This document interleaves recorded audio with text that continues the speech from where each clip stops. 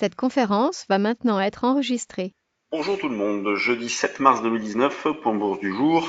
Bientôt une semaine que le CAC évolue entre les mêmes limites, puisque depuis le gap de vendredi, donc avec une ouverture qui s'était faite au-dessus des 5260, eh bien on n'a pas fait de nouveau plus bas, on est allé chercher un petit au-dessus de 5300 et d'ailleurs hier on a fait un double top sur 5310, donc rebond que nous n'avons pas raté notamment sur des poutres synthétiques pour vendre dans l'idée de se racheter sur le repli notamment vers 85 et ce matin sur 70-75 et d'ailleurs moi ce matin j'ai déjà payé un petit peu 73. Alors c'est vrai que sur le trade du jour on était placé un petit peu plus bas, on aurait voulu l'acheter sur 60-65 mais le marché fait preuve d'une grande fermeté et comme on revient dans le bas de la zone d'évolution des derniers jours, eh bien moi je commence déjà à acheter un petit peu. Donc ça a été fait 73,5 placé à 85, 93, donc sur différents niveaux d'allègement. Le DAX est également sur un niveau important.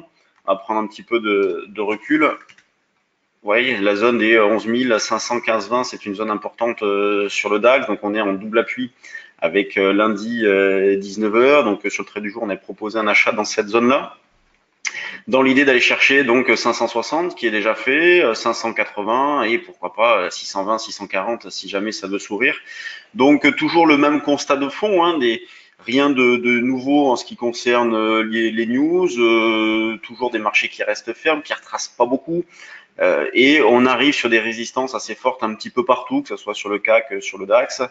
Vous voyez justement sur le DAX, si on prend davantage de recul, hop, voilà, on arrive dans cette zone donc 11 660, 70 qui va jusqu'à 11 800, 830.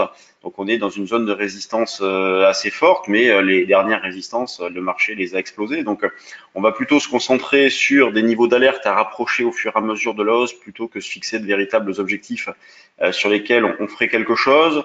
Donc, mais c'est comme je le disais hier, notamment, c'est pas évident de rapprocher les niveaux d'alerte au vu de la construction de la hausse qui s'est faite en ligne droite, donc pas évident de pouvoir les remonter. Pour l'instant, on ne peut pas, mais les probabilités de rebond restent fortes.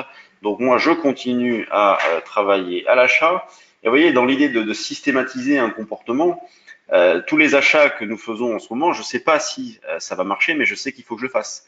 Vous voyez, un trader, c'est quelqu'un qui applique des process. Je ne cherche pas à deviner ce que va faire le marché.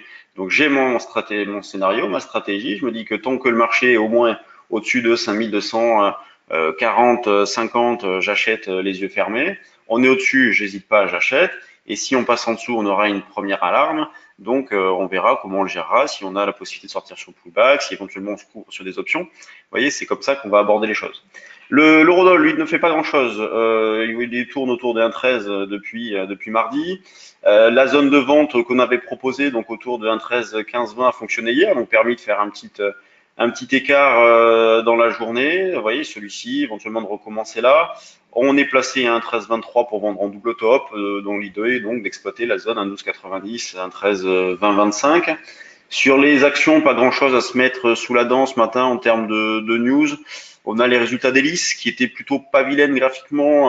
On l'avait vu d'ailleurs pendant le stage action en ligne, qui était pas vilaine graphiquement, mais il n'y avait pas de signal d'achat encore. On attendait. Bon, les chiffres sont sortis, ça déplaît. Euronext qui a indiqué que les volumes du mois de février sont en baisse de 20%. Vous voyez, c'est une indication intéressante. On voit bien que malgré la hausse, eh bien, elle n'est pas accompagnée de volumes très importants. Pourquoi? Parce que beaucoup sont méfiants. Donc, ça ne veut pas dire que le marché va se casser la figure, mais ça veut dire que beaucoup sont probablement sous-investis, que la spéculation ne fait pas non plus grand-chose, des gestions qui essaient d'accompagner tant bien que mal, mais pas toujours évident. Et sur les valeurs du CAC ce matin, on a L'Oréal qui se comporte bien, c'est la plus forte hausse, qui a d'ailleurs une bonne tête, hein, on accumule au-dessus de la moyenne mobile, donc graphiquement c'est plutôt bien. Valeo qui baisse un petit peu, vous voyez, donc Valeo elle est plombée. On en parlait également pendant le stage action de je sais plus trop quand. Ça, ce sont des valeurs qui sont tellement plombées que dans un premier temps, c'est pas sur celle-ci qu'il faut s'intéresser. Il faut s'intéresser justement à des valeurs qui surperforment un peu, parce que là, ça sous-performe, donc c'est pas terrible. Accor qui revient donc proche d'une zone de rebond possible autour des 35,5. D'ailleurs, je vais mettre une petite alerte. Donc 35,5 sur Accor, ça serait une zone de rebond possible.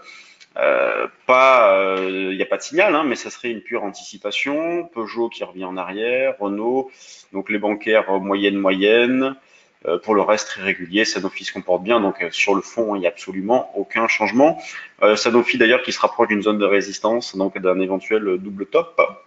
Au niveau des volumes, mille merci qui booste ce matin, pas énormément de volume tout de même, plus que ce qui se fait habituellement, puisque à 9h20, il s'est déjà échangé plus de titres que pendant les jours précédents. Oxiatis, qui est pas mal d'ailleurs, Oxiatis, graphiquement, c'est plutôt pas vilain. On aurait un signal d'achat qui se déclencherait au-dessus de ça, au-dessus, on va dire, des 2,5, mais là c'est pareil, ça manque quand même de volume. Il y a un graphique qui est assez décousu. L'Ixogène, G6deco, Neolife, Infotel, CGG. Donc Elis, on la retrouve là qui perd 5 et quelques. Visiomed, Big Ben, Jacquet Metal. Bon, pas énormément de spéculation, pas de grosses variations, pas de grosses opportunités à l'instant T. C'est un petit peu toujours la même chose. L'indice des mid et small, que fait-il? Il rebaisse un petit peu. Bon, bah, c'est pas mal. On a des petits objectifs qui se rapprochent par ici aussi sur cet indice-là. Donc, on va surveiller ça de près. Sur ce, bon, ben moi je vais vous laisser. Si vous avez de l'intérêt, voici le calendrier de nos prochains rendez-vous, avec notamment la semaine prochaine un day trading live. Donc si vous souhaitez partager une matinée de trading avec nous, c'est l'événement idéal, c'est sur inscription. Ensuite, on enchaînera avec des formations futures, notamment à Bordeaux, option à Paris, un live trade du jour. Donc si vous souhaitez en savoir plus sur le trade du jour, la prochaine date, c'est le 26 mars, donc de 19h à 20h avec Eric Sebon. Et ensuite, donc, des formations sur euro-dollar, actions, certaines en ligne, certaines en présentiel. Et si vous souhaitez nous rencontrer, vous avez notre calendrier de porte ouverte. Prochaine, 14 mars à Paris, 21 mars à Bordeaux.